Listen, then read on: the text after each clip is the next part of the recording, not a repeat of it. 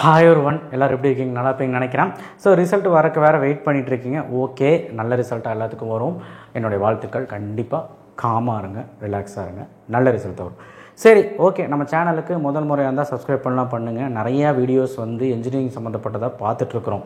அந்த வரிசையில் இப்போ பார்க்க போகிறது உங்களுக்கான ஒரு வீடியோ, உங்களுக்குள்ள மனசுக்குள்ளே ஓடிட்டுருக்க ஒரு வீடியோ, பேரண்ட்ஸுக்கும் ஸ்டூடெண்ட்ஸுக்கும் ஒரு ஆர்கியூமெண்ட் போகிற ஒரு வீடியோ. என்ன அப்படின்னா, கோர்ஸ் முக்கியமா, காலேஜ் முக்கியமா, இது ரெண்டில் எது முக்கியம் அப்படிங்கிறது விலாவரியாக பார்ப்போம். ரொம்ப முக்கியமான விஷயம் உங்களுக்காக தான் இந்த வீடியோ. ஏன்னா ஒவ்வொருத்தருமே இந்த கேள்விகள் இருக்குது அந்த மனசில். அதே மாதிரி எந்த கோர்ஸ் படித்தா 4 வருஷம் கழிஞ்சு நல்லாயிருக்குன்னு பாருங்கள், தவிர இப்போ எந்த கோர்ஸ் ட்ரெண்ட் இருக்குதுன்னு பார்க்காதீங்க. 4 வருஷத்துக்கு அப்புறம் எந்த கோர்ஸ் நல்லாயிருக்கும் அப்படிங்கிறத பாருங்கள். ஓகே, அதே மாதிரி காலேஜ் முக்கியமா, கோர்ஸ் முக்கியமா அப்படிங்கிறதும் ஒரு விஷயம் இருக்குது. அதை பற்றியும் பேசலாம். ஸோ நம்ம சேனலுக்கு சப்ஸ்கிரைப், லைக், கமெண்ட் அண்ட் கீழே அந்த லைக் பட்டன் கிளிக் பண்ணுங்கள். கமெண்ட் பாக்ஸில் எனக்காக ஒன்று சொல்லுங்கள். நீங்கள் என்ன கட் ஆஃப் எடுப்பீங்க கீழே கமெண்ட் பாக்ஸில் பண்ணுங்கள். எக்ஸ்பெக்டட் கட் ஆஃப் நான் தெரிஞ்சு சந்தோஷப்பட்டுக்கிறேன். சரிங்களா? சரி, ஓகே. இதில் பார்த்திங்கன்னா அண்ணா யூனிவர்சிட்டி அண்ணா யூனிவர்சிட்டி காலேஜஸில் இருக்கக்கூடிய லிஸ்ட் ஆஃப் கோர்சஸ். நீங்கள் நினச்சிட்ருக்கீங்க கோர்ஸுங்கிறது சிஎஸ்சி தான் இருக்குது, ஏடிஎஸ் தான் இருக்குது, இசிஇ தான் இருக்குது, ட்ரிபிள் தான் இருக்குது, மெக்கானிக்கல் தான் இருக்குது, சிவில் தான் இருக்குது. இதுதான் 100க்கும் மேற்பட்ட கோர்சஸ் இருக்குது. அதுவும் இந்தியாவில் பார்த்தீங்கன்னா உங்களுக்கு 200க்கும் மேற்பட்ட கோர்ஸ், 200 அதை விட தாண்டியே இருக்குது, எண்ணற்றது. ஆனால் அண்ணா யூனிவர்சிட்டி கீழே இருக்க காலேஜஸில் 100க்கும் மேற்பட்ட கோர்சஸ் இருக்குது. அந்த கோர்சஸில் பார்த்திங்கன்னா ஒன்று கரெக்டாக உங்களுக்கு தெரிஞ்சிருந்தாலே போதும். ஐ மீன், இப்போ உதாரணத்துக்கு மெக்கானிக்கல் எடுத்துக்கிட்டிங்க அப்படின்னா, மெக்கானிக்கல் கோர்சஸ் எல்லாம் என்ன, எது மெக்கானிக்கல் கோர்ஸ்னே தெரியாமல் அந்த கோர்ஸ் வேணுங்கிறான் பையன். அதே மாதிரி எது கம்ப்யூட்டர் கோர்ஸ்னே தெரியாமல் பார்க்குறான். கம்ப்யூட்டர் சயின்ஸ்னால் கம்ப்யூட்டர் கோர்ஸ்னு தெரியுது, ஏஐடிஎஸ் கம்ப்யூட்டர் சயின்ஸானே தெரிய மாட்டேது நிறைய பேர்த்துக்கு. அந்த கிளாஸிஃபிகேஷனாக நான் இங்கே சொல்ல போகிறேன். எதெல்லாம் சர்க்யூட் பிரான்ச், அதாவது எலக்ட்ரிக்கல், எலக்ட்ரானிக்ஸ், எதெல்லாம் சர்க்யூட் பிரான்ச், எதெல்லாம் மெக்கானிக்கல் பிரான்ச்சஸ், எதெல்லாம் கம்ப்யூட்டர் சயின்ஸ் பிரான்ச்சஸ், எதெல்லாம் ஏரோநாட்டிக்கல் பிரான்ச்சஸ், எதெல்லாம் அதர் பிரான்ச்சஸ்ன்னு சொல்லிட்டு இப்போ நம்ம பார்க்கலாம். அப்போ தான் உங்களுக்கு தெளிவாக கோர்ஸ் எடுக்கிறதுல ஒரு ஐடியா கிடைக்கும். சரிங்களா? சரி, ஓகே, அதை அப்புறம் பார்த்துக்கலாம். இப்போது என் மனசில் ஓடிட்டு இருக்கிறது சொல்லிடுறேன். கோர்ஸ் முக்கியமாக, காலேஜ் முக்கியமானு கேட்டிங்கன்னா, என்னையை பொறுத்த வரைக்கும் ரெண்டும் முக்கியம்தான். ஆனால் காலேஜ் தான் முக்கியம்னு சொல்லுவேன். தெரியும், நீ இதுதான் சொல்லணும்னு எனக்கு தெரியும் அப்படின்னு தான் உங்கள் மனசில் நினச்சிட்டு இருப்பீங்கன்னு தெரியும். ஏன்னா காலேஜ் தான் முக்கியம். இப்போது நான் கேட்டகரி வைஸ் சொல்கிறேன். 175க்கு மேலே கட் ஆஃப் நீங்கள் எடுப்பீங்கன்னா கண்டிப்பாக பிரச்சனை கிடையாது. நீ காலேஜும் முக்கியத்துவம் கொடுத்து கோர்ஸும் முக்கியத்துவம் கொடுக்கலாம். ஏன்னா 175க்கு மேலே எடுத்தவன் ஏடிஎஸ் தான் படிக்கணும்னு நினைப்பான். ஒருவேளை டாப் இன்ஸ்டியூஷன் ஃபஸ்ட்டு 5 காலேஜஸ் இருக்குது, அதில் கிடைக்கலாம், அடுத்த காலேஜில் அவனுக்கு கிடச்சிரும். ஏன்னா 175க்கு மேலே இருக்கு இல்லையா, அதனால் அவனுக்கு கிடச்சிரும்.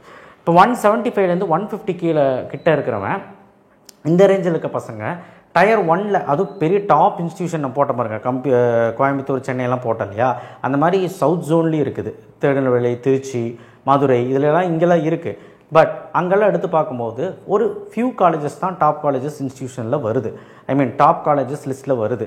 இது அதாவது நம்ம கோயம்புத்தூர், சென்னையில் எடுத்துட்டிங்கன்னா இப்போ பெரும்பாலும் காலேஜஸ் டாப் லிஸ்ட்டில் வருது. ஸோ அப்படிங்கிறப்போ நல்லா கேட்டுக்கோங்க, இந்த 150 to 175 எடுக்கவங்க கண்டிப்பாக பார்த்திங்கன்னா என்ன யோசிக்கணும், கம்ப்யூட்டர் சயின்ஸ் தான் வேணும்னு அடம்பிடிப்பான். ஆனால் கம்ப்யூட்டர் சயின்ஸ் கிடைக்குமான்னு கேட்டால் டயர் 1ல் கிடைக்காது. அடுத்து டயர் 2ல் கிடைக்கும். கம்யூனிட்டி வைஸ் பார்க்கும்போது எஸ்சி, எஸ்டி, எம்பிசி கிடைக்கும். பிசிஎம், பிசிஓசி கிடைக்காது.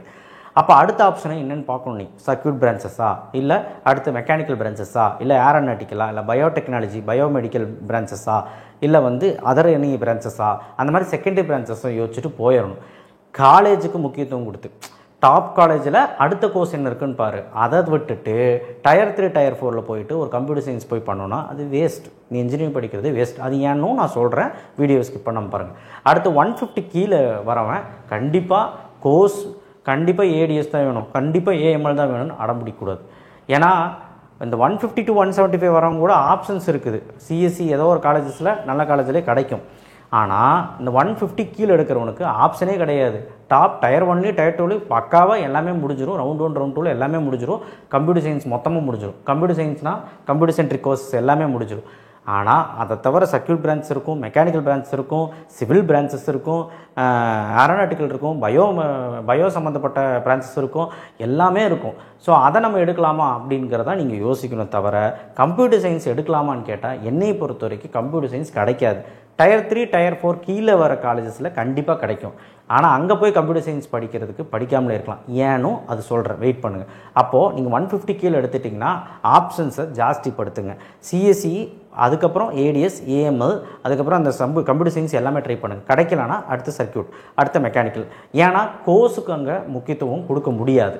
ஏன்னா நீங்கள் நினச்ச கோர்ஸு நினச்ச காலேஜில் கிடைக்குமான்னு கேட்டால் கிடைக்காது. ஏன்னா காலேஜ் தான் அங்கே முக்கியம். கொஞ்சம் அந்த கோர்ஸுக்கு முக்கியத்துவம் கொடுத்தீங்கன்னா டாப் காலேஜில் சிஎஸ்சி முடிஞ்சிருக்குமா, அப்போ மெக்கானிக்கல் சீட்டு, சிவில் சீட்டு, பயோ சீட்டு, கெமிக்கல் சீட்டு, இந்த மாதிரி சர்க்யூட் பிரான்ச் சீட்டெல்லாம் இருக்குமா, அதில் ஏதாவது ப்ரிஃபர் பண்ணுங்கள். ஸோ நான் வைக்க வேண்டாம்னு சொல்ல சாய்ஸ் ஃபில்லிங்கில், நீங்கள் சாய்ஸ் ஃபில்லிங் எல்லாமே வைங்க, கம்ப்யூட்டர் சயின்ஸ்லேருந்து வைங்க. ஆனால் இதுதான் கிடைக்குங்கிறது உண்மையான விஷயம்.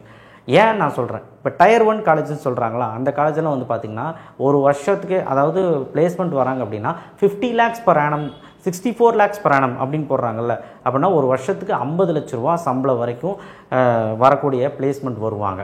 அப்படின்னா அது டயர் 1 தான் அதிகமாக வருவாங்களான்னு கேட்டால் ஆமாம். ஏன்னா அதில் ஒருத்தர் 2 பேர் தான் பிளேஸ் ஆவான். ஆனால் ஆவரேஜ் சேலரின்னு பார்க்கும்போது, ஆவரேஜ் லேக்ஸ் per annum ஆவரேஜாக பார்க்கும்போது அவங்களுடைய பேக்கேஜ் 10 to 12 lakhs வரைக்கும் இருக்கக்கூடிய வாய்ப்புகள் இருக்குது டயர் 1.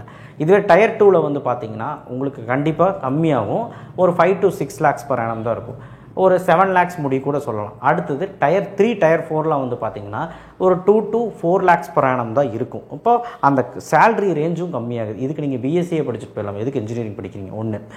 ரெண்டாவது வந்து பார்த்திங்கன்னா ரொம்ப முக்கியமான விஷயம், கம்பெனிஸ் வந்து டயர் 1 டயர் 2 அதிகமாக வருவான்.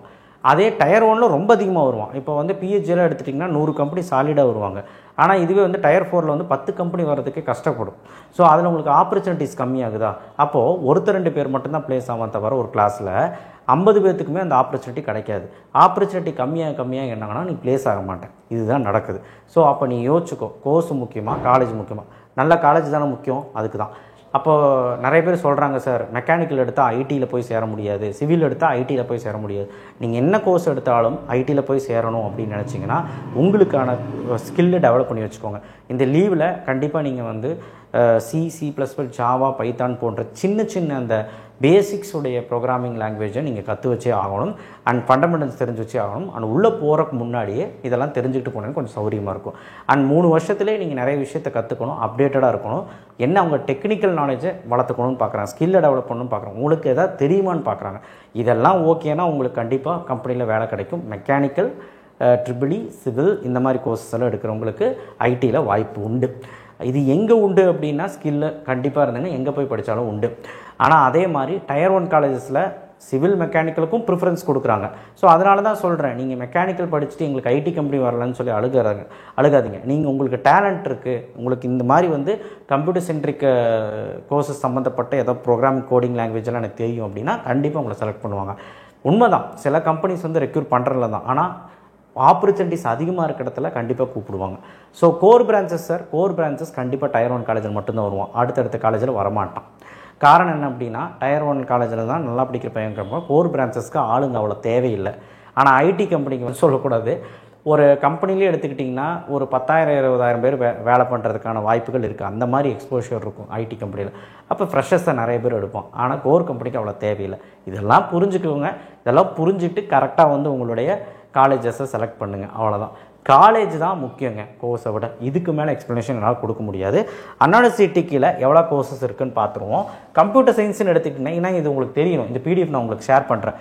சிஎஸ்சி கம்ப்யூட்டர் சயின்ஸு, ஏடிஎஸ்ஸு, அதாவது artificial intelligence and data science, AML, CSBS, cyber security, IOT, internet of things, computer technology வச்சுருக்காங்க, கம்ப்யூட்டர் கம்யூனிகேஷன் இப்போது ட்ரெண்டில் இருக்குது, computer science and IOT and blocking chain techniques எஸ்என்எஸ்ல இருக்குதுன்னு நினைக்கிறேன். சில 2-3 காலேஜ் தான் இருக்குது. Information technology.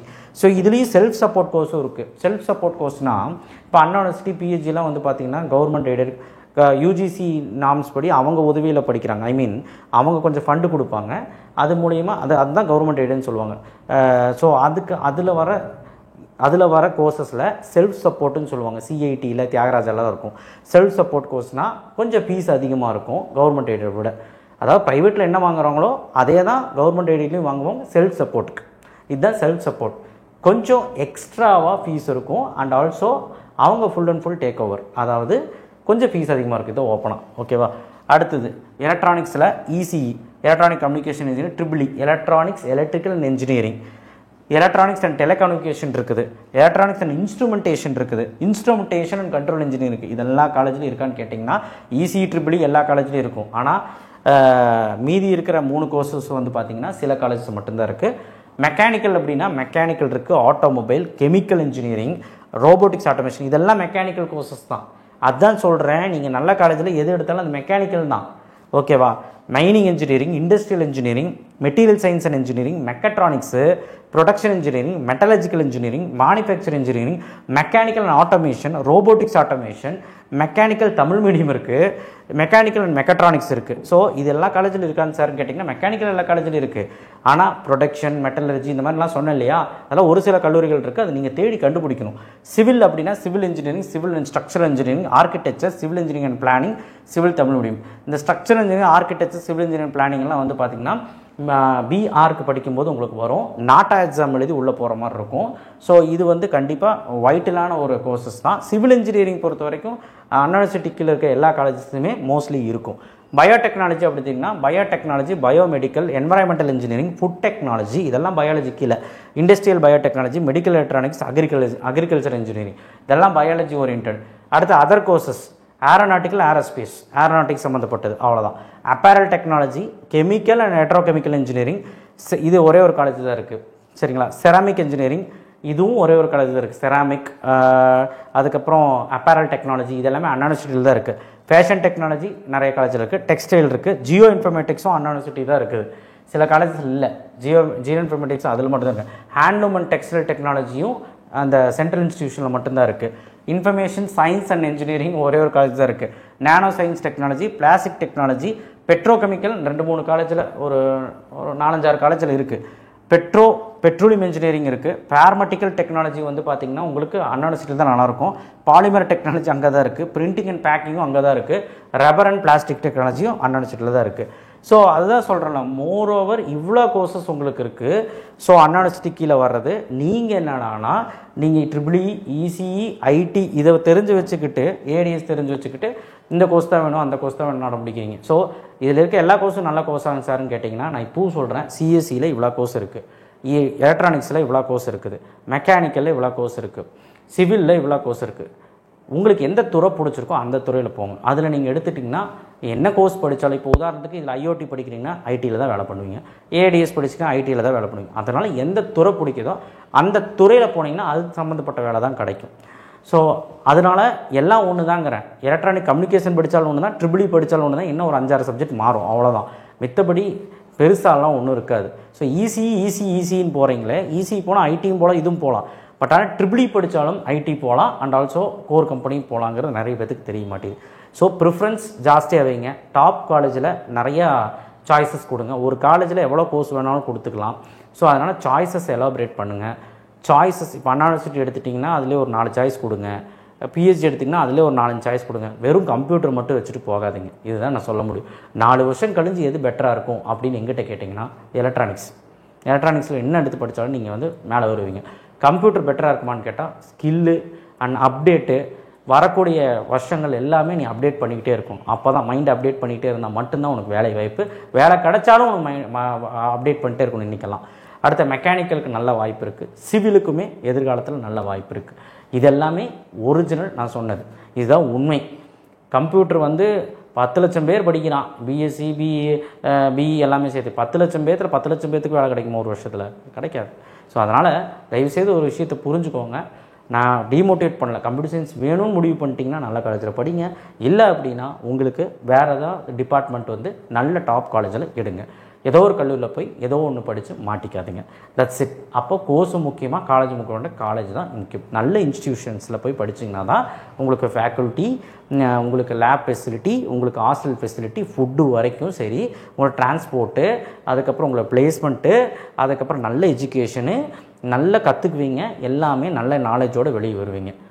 இல்லைன்னா நமக்கு எதுவுமே கிடைக்காது. தேங்க்யூ. ஷேர் பண்ணுங்கள், சப்ஸ்கிரைப் பண்ணுங்கள், மறக்காமல் பெல் ஐக்கானை ப்ரெஸ் பண்ணுங்கள். நன்றி, வணக்கம்.